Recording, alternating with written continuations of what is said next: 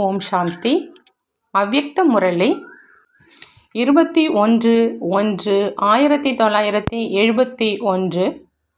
அவ்யக்த பாப்தாதா, மதுபன். அவ்யக்த வதனத்தின் அலௌகிக அழைப்பு. இன்று சந்திப்பதற்காக அழைச்சிருக்கீங்க. இந்த அவ்யக்த சந்திப்பு அவ்யக்த ஸ்திதியில் நிலைத்திருந்து தான் கொண்டாட முடியும். புரிந்துக்க முடியுதா? இன்று பாப்தாதா பார்க்குறாங்க யார் யார் எவ்வளவு சக்தி ஸ்வரூபமாக ஆகியிருக்காங்க அப்படின்னு. உங்களுடைய சித்திரங்களில் வரிசைக்கரமான சக்திகளின் நினைவு சின்னம் காமிக்கப்பட்டிருக்குது. சக்திகளினுடைய நினைவு சின்னங்களை எந்த சித்திரத்தின் மூலம் கண்டறிய முடியும் தெரியுமா? உங்களுக்கு தனது சக்திகளை பகுத்து உணர்வதற்கான சித்திரம் தெரியாதா? விதவிதமாக வரிசைக்கிரமமாக சக்திகளின் நினைவு சின்னம் உருவாக்கப்பட்டிருக்குது. தனது சித்திரத்தை மறந்துவிட்டீர்களா? சக்திகளினுடைய சித்திரங்களில் பலவிதமான ரூபத்திலும் மற்றும் புஜங்களின் ரூபத்திலும் வரிசை கிரமமாக சக்திகளின் நினைவு சின்னம் இருக்குது. அவற்றில் ஒன்றில் சில புஜங்களும் மற்றொன்றில் பல புஜங்களும் காண்பிக்கின்றாங்க. சிலர் 8 புஜங்களை, அதாவது 8 சக்திகளை தாரணை செய்யக்கூடியவர்களாக ஆகிறாங்க. சிலர் அதைவிட அதிகமாகவும் சிலர் அதைவிட குறைவாகவும் இருக்கிறாங்க.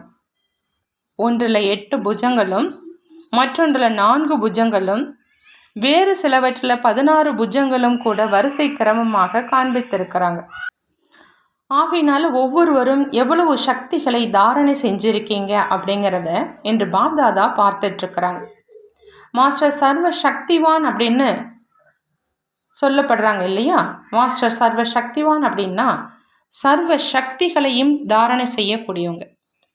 தனது சக்தி சொரூபத்தினுடைய சாட்சாத்காரம் ஏற்படுதா? அவ்யக்த வதனத்தில் ஒவ்வொருத்தங்களுடைய சக்தி ரூபத்தை பார்க்கும்பொழுது என்ன புலப்படுது?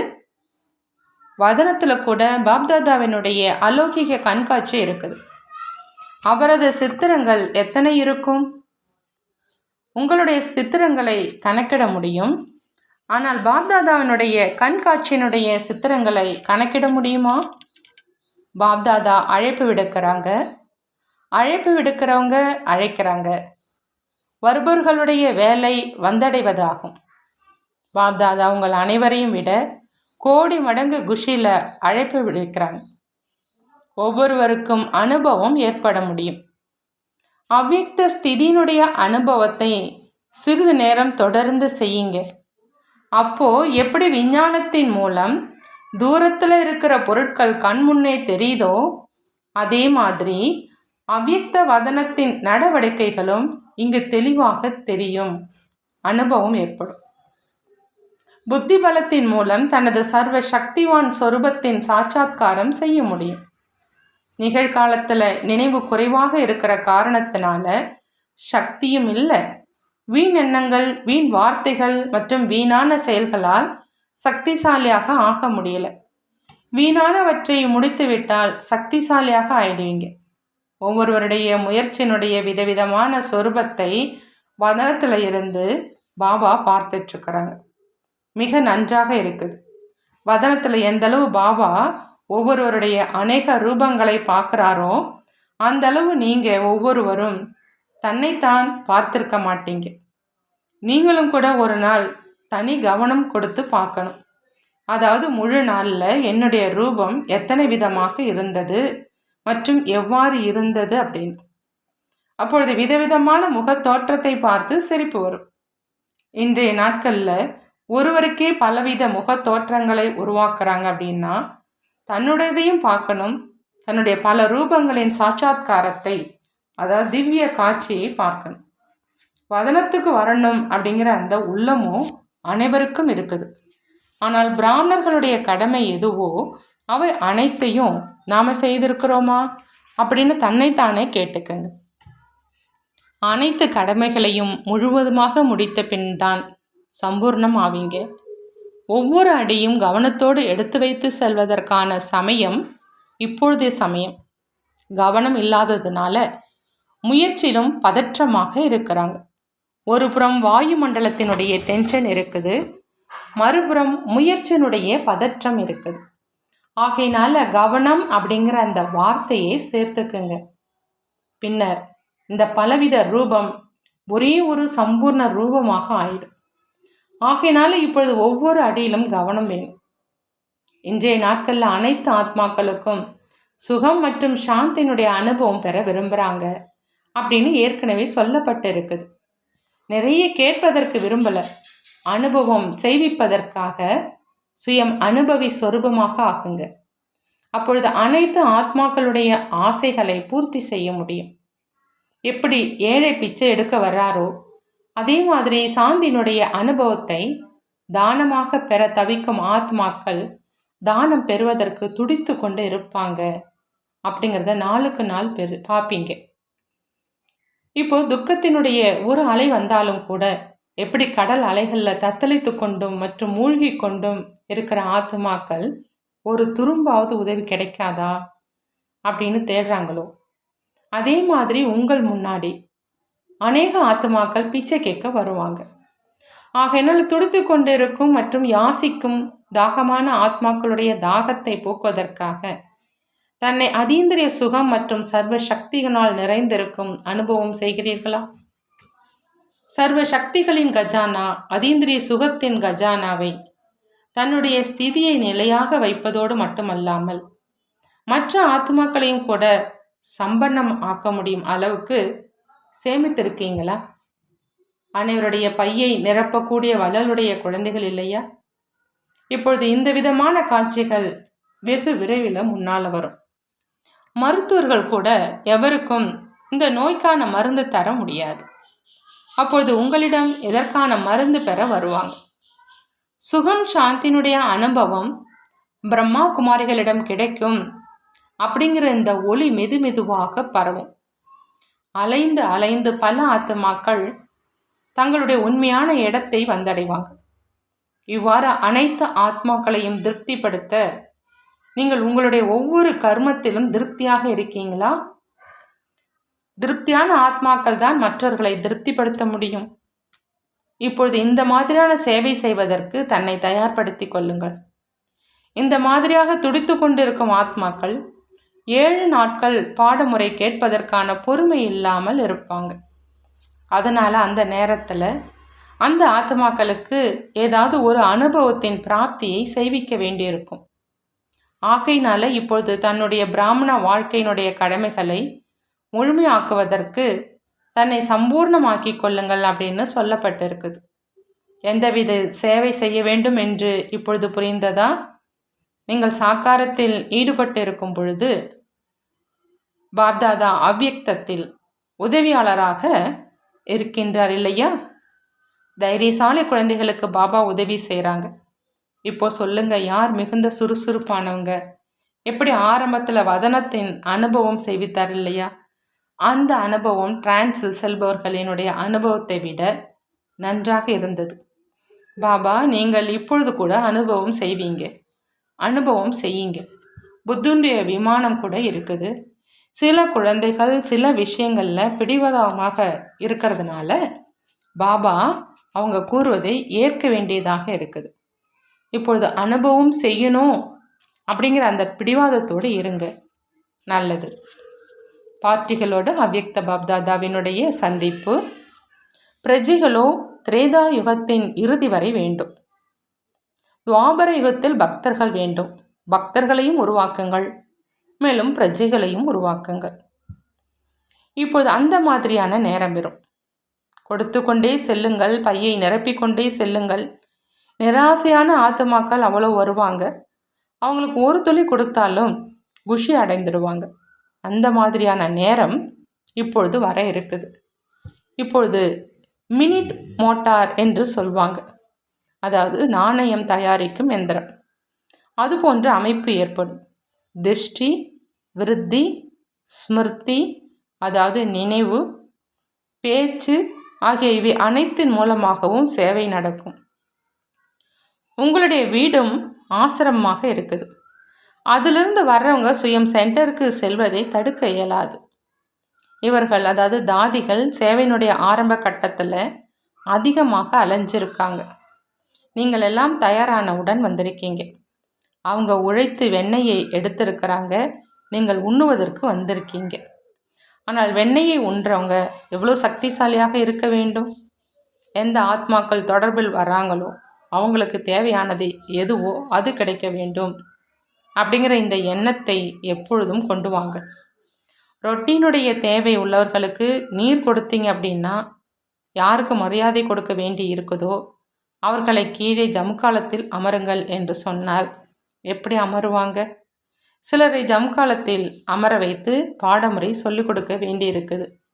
சிலரை சோஃபாவின் மீது அமர வைக்க வேண்டி இருக்குது.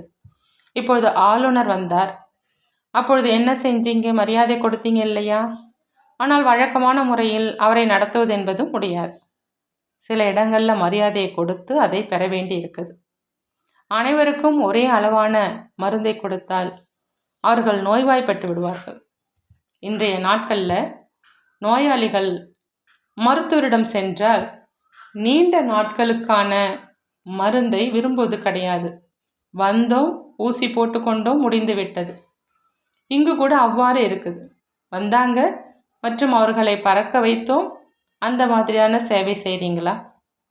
சுபாவத்தின் மூலம் கூட சேவை செய்ய முடியும். நாடகப்படி ஒருவருக்கு நல்ல சுபாவம் இருக்குது அப்படின்னா அந்த சுபாவம் கூட மற்றவர்களுக்கு உதவி செய்து நண்பர்களாக்கி அனுபவத்தின் மூலம் எவர் மீதும் பிரபாவத்தை ஏற்படுத்த முடியும். இவங்க ஞானம் கேட்பதில்லை அப்படின்னு விட்டு விடாதீங்க. முதல்ல தொடர்பில் கொண்டு வந்து பின்னர் சம்பந்தத்தில் கொண்டு வாங்க. சுபாவத்தின் மூலம் கூட எவரையும் அருகில் கொண்டு வர முடியும். இதனை பயன்படுத்தி பாருங்கள். நீங்கள் அனைவருக்கும் உலக நன்மைக்கு ஆதார மூர்த்திகள். தங்களை ஆதார மூர்த்தி அப்படின்னு புரிஞ்சுக்கிட்டா பலரை முன்னேற்ற முடியும். யார் இவ்வித சேவை செய்கிறாங்களோ அவங்க அந்த கணக்கில் சேமிக்கிறாங்க. எவ்வாறு வங்கியில் பலவித கணக்குகள் இருக்குதோ அதே மாதிரி யார் யார் எந்தெந்த சேவைக்கு நிமித்தமாக ஆகிறாங்களோ அந்த சமயம் அவர்களது கணக்கில் அது சேமிப்பாகுது. அஸ்திவாரம் எந்தளவு ஆழமாக போடப்படுமோ அந்த அளவு பலமாக இருக்கும். அது போன்று தொடர்பில் கொண்டு வந்தீங்க. ஆனால் சம்பந்தத்தில் கொண்டு வரணும். யார் பலரை சம்பந்தத்தில் வர வைக்கிறாங்களோ அவங்க பாபாவின் நெருங்கிய சம்பந்தத்தில் வருவாங்க. யார் பலரை தொடர்பில் கொண்டு வருகின்றரோ அவங்க அங்கும் கூட சத்தியுகத்திலும் நெருங்கிய தொடர்பில் வருவாங்க. முழு நாளுடைய கணக்கை சரிவர வைக்க முடியுதா? இதுவரை ரயிலின் வேகம் போல் உள்ளது என்று தெரிகிறதா? பாப்தாதாவினுடைய சமஸ்காரங்களுடன் இணையணும்.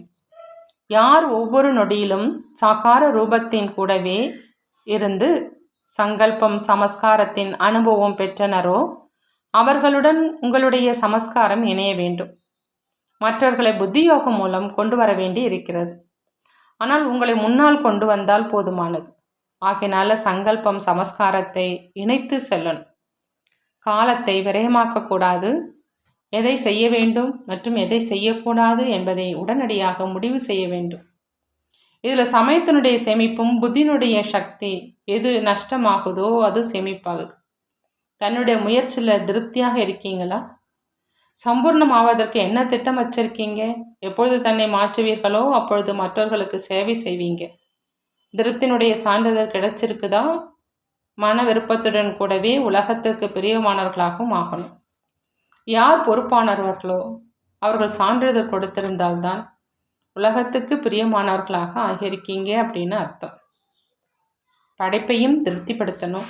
அவர்களுடைய நடவடிக்கையிலிருந்து உங்கள் மீது அவர்கள் திருப்தியாக இருக்கிறார்களா என்பது தெரிய வருதா?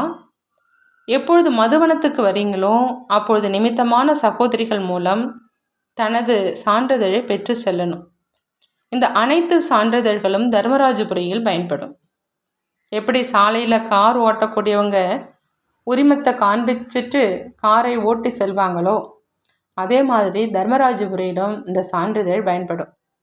ஆகினால எவ்வளோ முடியுமோ அவ்வளவு சான்றிதழ்களை பெற்றுக்கொண்டே செல்லுங்கள். ஏன்னா இதே மகாரதிகள் தர்மராஜபுரியிலும் அமர்ந்திருப்பாங்க. இவர்களுடைய சான்றிதழ்களும் பயன்படும். இங்கிருந்து சான்றிதழ் பெற்று செல்வதன் மூலம் மற்ற ஆத்மாக்களையும் திருப்திப்படுத்துவதற்கான விசேஷத்தன்மை வந்துடும். அனுபவமுள்ள சகோதரிகள் பலரை திருப்திப்படுத்துவதற்கான கல்வியை அளிக்கிறாங்க. பலரை திருப்திப்படுத்துவதற்கான யுக்தி இந்த சான்றிதழ் ஆகும். அன்பானவராக ஆக முடியுதா அல்லது சக்திசாலியாக ஆக முடியுதா?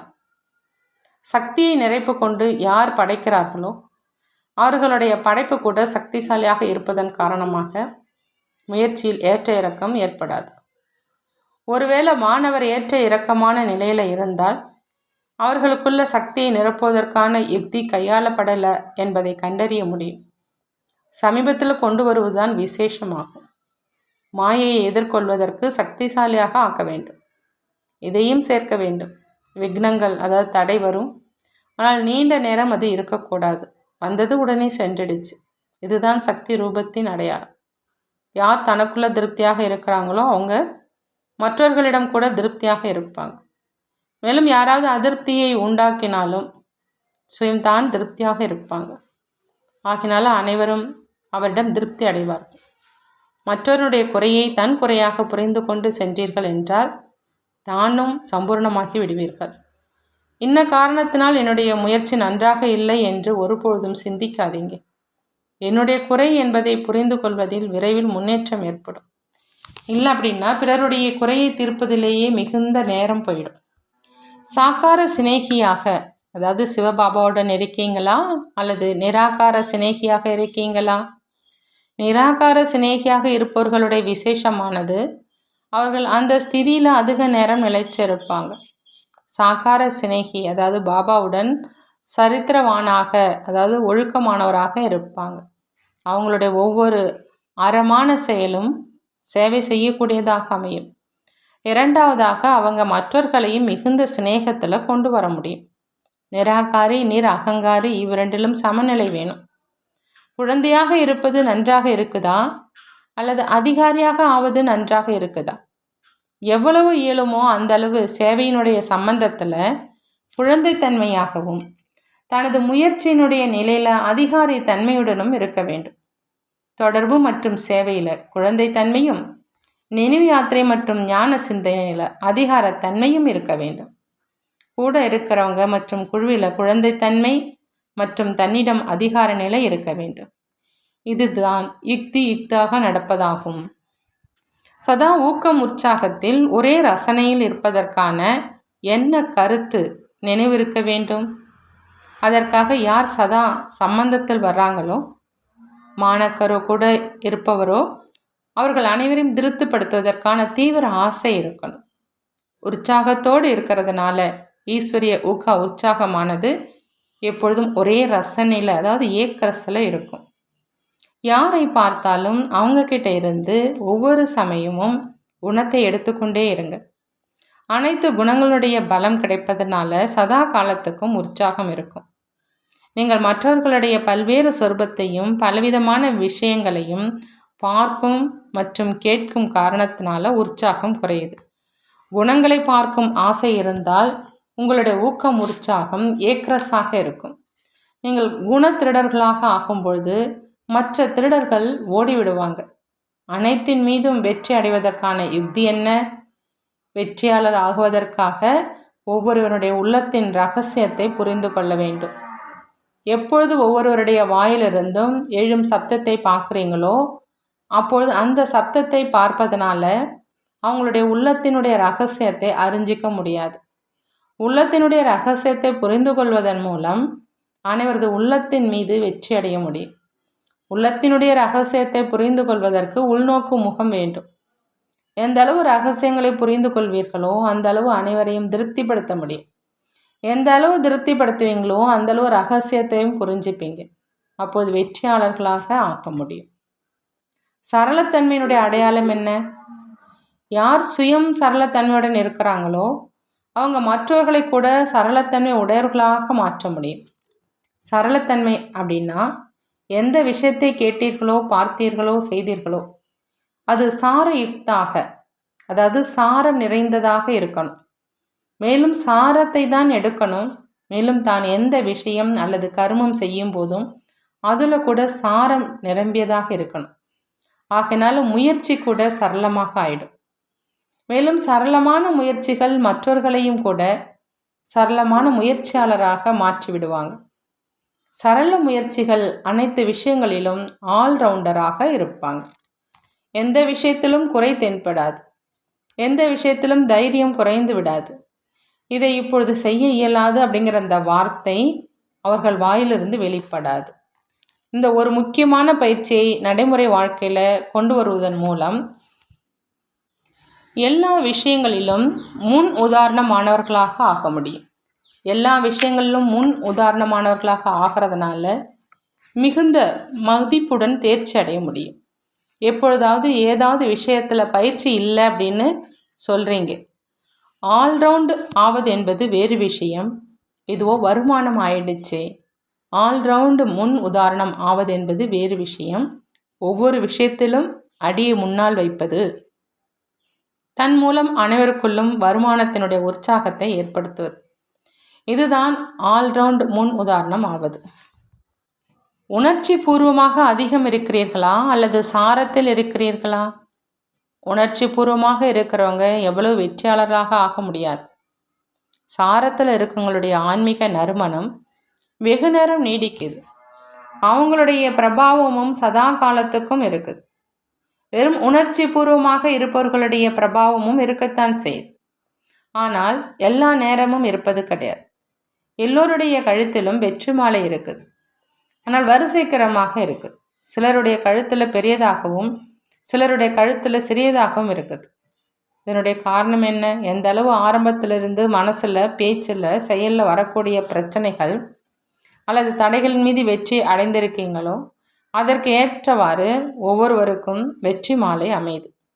ஆரம்பத்திலிருந்து பார்த்தால் என்னுடைய வெற்றி மாலை எவ்வளவு பெரியதாக இருக்குது என்பது தெரிய வரும். இன்றைய நாட்களில் சிறிய மாலையையும் தயாரிக்கிறாங்க, பெரிய மாலையையும் தயாரிக்கிறாங்க. யார் எவ்வளவுக்கு எவ்வளவு வெற்றி அடைகிறாங்களோ அந்த அளவு தான் பெரிய வெற்றி மாலையை அணிகிறாங்க. இந்த சதுர்புஜ், அதாவது 4 கரங்களை உடையவங்க, சித்திரத்தில் உள்ள வெற்றி மாலையினுடைய அடையாளமானது ஒருவருக்கானது மட்டும் கிடையாது. இது வெற்றி ரத்தனங்களினுடைய அடையாளம். ஆகையினால ஒவ்வொருவரும் அவங்கவுங்க வெற்றி மாலையினுடைய சாட்சாத்காரத்தை செய்ய முடியும். எந்த அளவு வெற்றி மாலை அணிவதற்கு அதிகாரி ஆகிறீங்களோ அந்த அளவு தான் கிரீடமும் சிம்மாசனமும் பிராப்தமாகும். ஆகையினால இந்த சமயத்தின் வெற்றி மாலைக்கு ஏற்ற மாதிரி உங்களுடைய எதிர்கால சிம்மாசனத்தையும் புரிஞ்சிக்க முடியும். இங்கேயே இப்பொழுது அனைவருக்கும் சாட்சாத்காரம் ஏற்படும். சாட்சாத்காரம் வெறும் திருஷ்டினால் கிடையாது, பிரத்யட்சமாகவும் ஏற்படணும். பிரத்யட்சமான சான்று கூட சாட்சாத்காரமாகும். ஆகையினால வெற்றி மாலை எவ்வளவு பெரியதாக இருக்குது அப்படின்னு கேட்கப்படும். ஒன்று சேவையினுடைய பலம், இரண்டாவது சிநேகத்தினுடைய பலம். இந்த கூடுதல் பலம் கிடைப்பதன் காரணமாக விசேஷமான சேவை நடந்து கொண்டு இருக்குது. யார் தன்னுடைய சரீரத்தின் கணக்கின்படி சக்தியற்று இருப்பதாக நினைத்து கொண்டு இருக்கிறாங்களோ அவங்க இந்த பலத்தின் காரணமாக வேறு யாரோ தன்னை இயக்கி கொண்டிருப்பதாக அனுபவம் செய்கிறாங்க. நிமித்தமாக ஆகுவதனால அதிகமான கூடுதலான பலம் கிடைக்குது. எப்படி சாக்கார ரூபத்தில் நிமித்தமாகிறதுனால கூடுதலான பலம் இருந்ததோ அது போன்றே இதிலும் இருக்குது. அதீந்திரிய சுகத்தினுடைய அனுபவத்தினால் என்ன ஏற்படுது? அதீந்திரிய சுகம் கிடைக்கிறதுனால இந்திரிய சுகத்தினுடைய ஈர்ப்பும் முடிஞ்சு போயிடுது. துக்கம் கொடுக்கக்கூடிய பொருள் எது? இந்திரியங்களுடைய கவர்ச்சி, சம்பந்தங்களினுடைய கவர்ச்சி, அல்லது ஏதாவது ஒரு கர்மேந்திரத்தினுடைய வசம் ஆவதனால விதவிதமான கவர்ச்சி ஏற்படுது. அது அதீந்திரிய சுகம் மற்றும் மகிழ்ச்சியை ஏற்படுத்துவதில்லை, பந்தனத்தை ஏற்படுத்துது. ஒரு இடத்துல புத்தியை நிலைநிறுத்துவதனால ஏக்கர ஸ்திதி ஏற்படுது. ஆகையினால எப்பொழுதும் புத்தியை ஒரு இடத்துல நிலைநிறுத்துவதற்கான என்ன யுத்தி கிடைச்சிருக்குதோ அதை நினைவில் வைங்க. அதை அசைய விடாதீங்க. அசைவது அப்படின்னா குழப்பத்தை உருவாக்குவது, சமயம் கூட மிகவும் வீணாகி விடுது. போரிடுவதிலேயே நிறைய நேரம் சென்றிடுது. சக்திகளுடைய சித்திரத்தில் சக்திகளுடைய அடையாளமாக என்ன காண்பிக்கிறாங்க? ஒன்று, அவர்கள் அலங்காரியாக இருக்கிறாங்க. இரண்டாவது, சம்ஹாரிகளாகவும் அதாவது அழிப்பவர்களாகவும் இருக்கிறாங்க. அலங்காரங்கள் எதற்காக இருக்குது? சம்ஹாரம் செய்வதற்காக. இவ்வாறாக அலங்காரி சம்ஹார மூர்த்தியாக தங்களை புரிந்து கொண்டு நடந்துக்குங்க. நான் சம்ஹார மூர்த்தி, அதாவது தீயதை அழிக்கக்கூடியவன் அப்படிங்கிற அந்த நினைவு இருந்தது அப்படின்னா அவங்க ஒரு பொழுதும் மாயையினுடைய வசமாக மாட்டாங்க.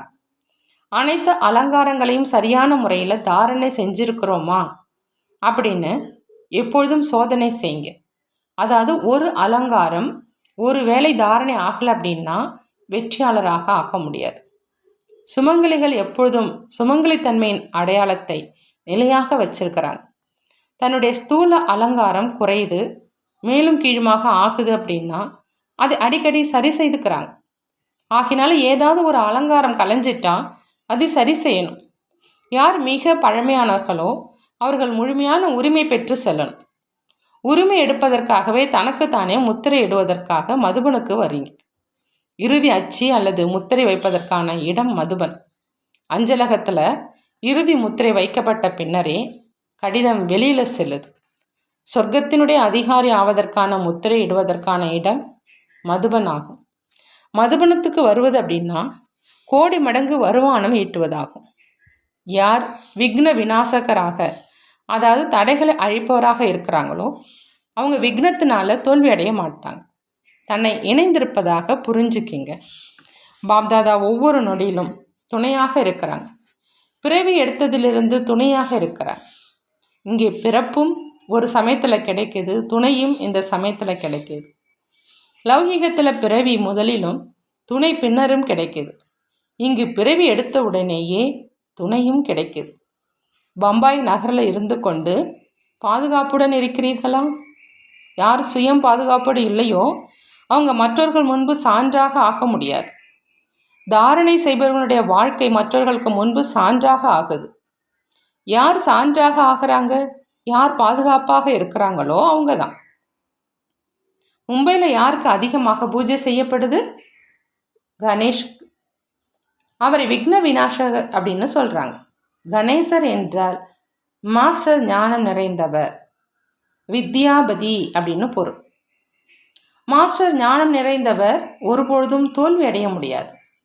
ஏன்னா ஞானத்தை தான் ஒளி சக்தி அப்படின்னு சொல்கிறாங்க. பிறகு லட்சியத்தை அடைவது எளிதாகிடுது. லட்சியத்தை அடைவதற்கு லைட் மைட் இரண்டும் தேவை. உங்களது தோற்றம் பாப்தாதாவை வெளிப்படுத்துவதாக ஆகணும். எந்த கர்மம் செய்தாலும் அந்த ஒவ்வொரு கர்மத்திலும் பாப்தாதாவினுடைய குணம் வெளிப்படணும். பாப்தாதாவின் எந்த முக்கிய குணத்தை வர்ணனை செய்கிறீங்க? ஞானம், அன்பு, ஆனந்தம், சுகம், சாந்தி ஆகியவற்றினுடைய கடல். எந்த கர்மம் செய்தாலும் அது ஞானம் நிறைந்ததாக இருக்க வேண்டும். ஒவ்வொரு செயலின் மூலம் அனைத்து ஆத்மாக்களுக்கும் சுகம், சாந்தி, ஆனந்தத்தின் அனுபவம் ஏற்படும். இதுதான் பாப்சமான் குணங்கள் நிறைந்தவர் ஆகிறது. நீங்கள் புரிய வைக்க வேண்டிய அவசியம் இல்லை. உங்களது கர்மத்தை பார்த்து அவர்களது உள்ளத்தில் இவர்கள் யாருடைய குழந்தைகள், யார் மூலம் இவ்வாறு ஆனார்கள் என்ற எண்ணம் எழும். மாணவர்கள் கூட நன்றாக படித்து உதவித்தொகை பெறுவாங்க அப்படின்னா அவங்கள பார்க்கும்பொழுது ஆசிரியரோட நினைவு வருது. ஆகினால மாணாக்கன் ஆசிரியரை வெளிப்படுத்துகிறான் அப்படிங்கிற அந்த பழமொழியும் இருக்குது. இது கூட சேவை செய்வதற்கான வழி. அலௌகிக வாழ்க்கையில் ஒவ்வொரு கர்மமும் சேவை நிமித்தமாக இருக்கணும். எந்தளவு சேவை செய்கிறீங்களோ அந்தளவு எதிர்காலம் உயர்ந்ததாக இருக்கும். எவ்வளவு தன்னை சேவையில் ஈடுபடுத்துவீங்களோ அவ்வளவு மாயனுடைய போரிலிருந்து தப்பிச்சிடுவீங்க. புத்தியை சுறுசுறுப்பாக வைத்து கொண்டால் யாரும் தொந்தரவு செய்ய மாட்டாங்க. ஏக்கர ஸ்திதி கூட சங்கம யுகத்தின் வரதானம். ஒருவர் மீது கவனம், ஒருவருடைய சேவையில் யார் வேண்டுமானாலும் எவ்வளோ வேண்டுமானாலும் வரதானத்தை பெறலாம். எவ்வாறு ஒருவர் போதையில் இருக்கும் பொழுது வேறு எதையும் நினைக்க மாட்டாரோ அதே மாதிரி ஈஸ்வரிய போதையில் இருப்பதனால இந்த உலகத்தினுடைய கவர்ச்சியிலிருந்து விடுபட்டு இருப்பீங்க. பந்தனத்தில் இருக்கக்கூடிய ஒருத்தவங்க, பாபா நாங்கள் பந்தனத்தில் இருக்கிறோம், நாங்கள் சேவை செய்யலை அப்படிங்கிற இந்த சங்கல்பம் எழுது அப்படின்னு கேட்குறார். பந்தனத்தில் இருக்கிறவங்க சுதந்திரமாக இருக்கிறவங்களை விட நன்றாக இருக்கிறாங்க. சுதந்திரமாக இருக்கிறவங்க அலட்சியமாக இருக்கிறாங்க. பந்தனத்தில் உள்ளவங்க ஈடுபாடு நன்றாக இருக்குது, நினைவை சக்திசாலியாக ஆக்குங்க. நினைவு குறைந்தால் சக்தி கிடைக்காது. நினைவில் இருக்கும்போது தான் சேவை செய்வது இல்லை அப்படிங்கிற அந்த வீணான எண்ணத்தை எண்ணாதீங்க. அந்த நேரத்திலும் நினைவில் இருந்தால் வருமானம் சேமிப்பாகும். எப்படி வீணாக நினைக்கிறதுனால நினைவுடைய சக்தி குறையுது. பந்தனத்திலிருந்து விடுதலை அடைவதற்கு தன்னுடைய நடவடிக்கையை மாற்றிக்கொள்ளுங்க. அப்போது இவங்க மாறிட்டாங்க அப்படின்னு இல்லறவாசிகள் பார்ப்பாங்க. கடினமான சமஸ்காரம் எது இருக்குதோ அதை மாற்றிடுங்க. அது தன்னுடைய காரியத்தை செய்யட்டும். நீங்கள் உங்களது காரியத்தை செய்யுங்க. அதனுடைய வேலையை பார்த்து பயப்படாதீங்க. எந்த அளவு அது தமது காரியத்தை தீவிரமாக செஞ்சிட்ருக்குதோ நீங்கள் உங்களுடைய வேலையை தீவிரமாக செய்யுங்க. அது எப்படி தனது காரியத்தை செய்து கொண்டு இருக்குது இல்லையா? அதனுடைய இந்த குணத்தை எடுத்துக்கொண்டு நீங்களும் செய்யுங்க. முழு சிருஷ்டியினுடைய ஆத்மாக்களை ஒப்பிடும் பொழுது எத்தனை ஆத்மாக்களுக்கு இந்த பாக்கியம் பிராப்தி ஆகியிருக்குது. ஆகவே எவ்வளோ குஷி இருக்கணும். குஷி கண்களில், நெற்றியில், உதட்டில் பிரகாசித்து கொண்டு இருக்கணும். யார் மகிழ்ச்சி அப்படிங்கிற அந்த செல்வத்துக்கு அதிகாரியாக இருக்கிறாங்களோ அவங்களுடைய குழந்தைங்க நீங்கள். ஆகையினால கஜானாவிற்கு அதிகாரி தானே. 5000 வருடங்களுக்கு முன்பும் வந்திருந்தோம் அப்படிங்கிறது அனுபவமாகுதா? நினைவு வருதா? தெளிவான நினைவின் அடையாளம் என்ன? யாரையாவது சந்திக்கும் பொழுது இவர் தன்னுடையவர் அப்படிங்கிற அந்த அனுபவம் ஏற்படும். மற்றும் எந்த இடத்தை தேடிக்கொண்டிருந்தேனோ அந்த இடம் இதுதான், அந்த இடத்துக்கே நான் வந்துட்டேன் என்பதே தெளிவான நினைவினுடைய அடையாளம். எப்படி ஏதாவது ஒரு பொருள் தேடிய பிறகு கிடைக்குதோ அதே போன்று உண்மையான பரிவாரத்துடன் சந்தித்து கொண்டு இருக்கிறோம் அப்படின்னும் இந்த பரிவாரம் தன்னுடையது அப்படின்னும் அனுபவமாகும். இதைத்தான் தெளிவான அனுபவம் அப்படின்னு சொல்லப்படுது.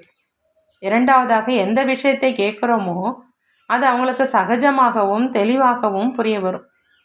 எப்படி தூய்மையான விஷயம் உலகத்தாருக்கு கடினமாக இருக்குது, ஆனால் யார் கல்பத்துக்கு முன் இருந்தாங்களோ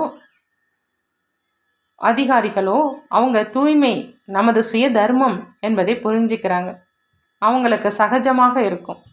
நீங்கள் ஏதாவது தெரிந்த அறிமுகமான மூர்த்திகளை பார்க்கும்போது இவை என்னுடையவை அப்படிங்கிறது அனுபவம் ஏற்படுது. எந்தளவு நெருங்கிய சம்பந்தத்தில் வரக்கூடியவர்களோ அவங்க தெளிவாக அனுபவம் செய்வாங்க. அந்த மாதிரியான அனுபவி ஆத்மாக்களுக்கு கர்ம பந்தனத்தை துண்டிப்பதற்கு தாமதமாகாது. மற்றும் பொய்யான பொருளை விடுவது கடினமாகவும் இருக்காது. நல்லது. ஓம் சாந்தி. நன்றி பாபா. நன்றி.